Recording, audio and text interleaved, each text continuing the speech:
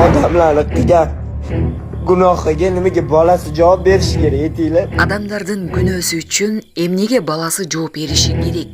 Ташкентте 31 жаштагы эркек 3 жаштагы баланы өлтүрүп койду. 9-июль күнү Яшнобат аймагында никесиз жашаган аял кишинин наркотика кабыл алгандан кийин ортодо жаңжал чыккан. Эркек алгач аялды тебип сабайт. Аял андан качып көчөгө чыгат. Аялга ачууланган эркек ачуусун өчүн баладан алган.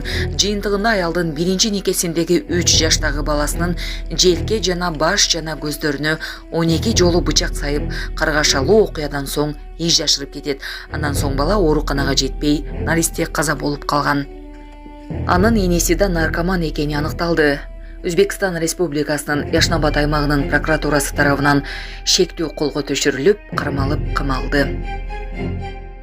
Урматтуу Москва шаарындагы мекендештер, Умбем клиникасы төмөнкү кызматтарды сунуштайбыз. Педиатр, гинекология, стоматология, неврология, хирургия, кардиология, лор, УЗИ жана башка. Андан тышкары массаж жана бардык лабораториялык анализдер. Толук маалымат +7925 103 22 77. Биздин дарек Москва шаары, метро Нахимовский проспект, Сивашская 7, корпус 2. Сиздин ден соолугуңуз биздин камкордук. Израилдин Газага кол салууларынын жаңы толкуну 70-тен ашуун киши набыт кеткени кабарланды.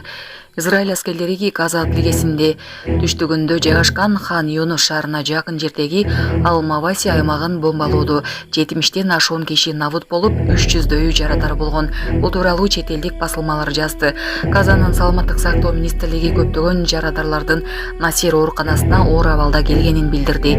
Израиль армиясы Газа шаары жана Рафактагы операцияларын улантканын жарыялап, аскерлер аба күчтөрү менен кызматташып, акыркы 24 сааттын ичинде Газа шаарында бир нече согушкерди жок кылышты деп билдирди.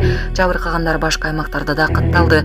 Дейр Аль-Балах шаарында турак жайга жасалган аба соккусунан 5 киши, анын ичинде 3 бала набыт болду.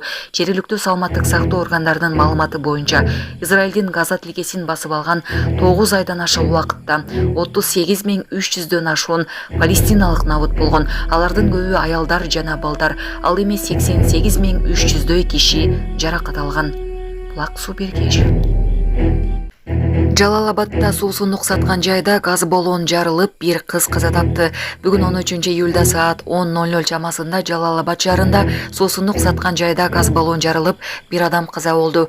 Бул тууралуу Жалал-Абад облустук клиникалык ооруканасынан билдирди. Маалыматка караганда маркум 20-25 жаштагы Азият улутундагы кыз. Анын жансыз денеси моргко өткөрүлүп берилди.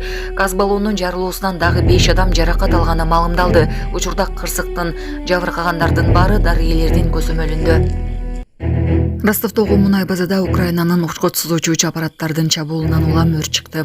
Орусиянын Ростов облусунун Цемлянский районундагы мунай базасында өрт чыкты. Жана орус маалымат каражаттары окуя болгон жерден Цемлянск шаарынын четиндеги мунай базасынан чоң кара түтүн көтөрүлүп жатканын көрсөткөн сүрөттөр менен видеолорду жарыялашты. Голубев өзүнүн Telegram каналында эч кимге жабыркабаганын тактады.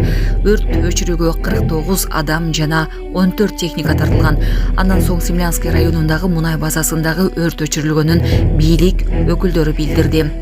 Соңку айларда Ростов облусунда дрондор тарабынан бир нече жолу чабуул жасалган.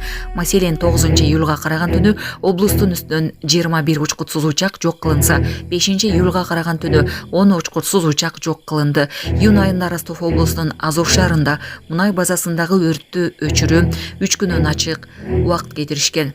Орусиянын президенти Владимир Зеленский Орусиянын күйүүчү май инфраструктурасына кол салуулар Украинанын жеңишин жакынатарын белгилеген. УКМК Чүй токмок билим берүү бөлүмүнүн директорун кармады.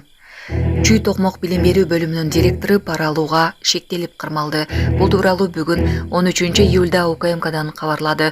Маалыматка ылайык анын окуу жайларды текшерүү жана ревизия жүргүзүү шылтоосу менен жалпы билим берүүчү мектептерден жана бала бакчалардын жетекчилеринен системалуу түрдө акча каражатын чогултуу менен алектенери аныкталды. Бул факты пара алуу менен кылмыш иши козголду. Тергөөнүн жүрүшүндө жаран иштеген жана жашаган дареги боюнча тинтүү жүргүзүлүп, акча каражаты да жабылды. Ал УКМКнын убактылуу кармоочу жайына киргизилди. Аталган кылмышка тиешеси бар башка адамдарды аныктоого багытталган тергөө ыкчам иш-чаралар улантылууда.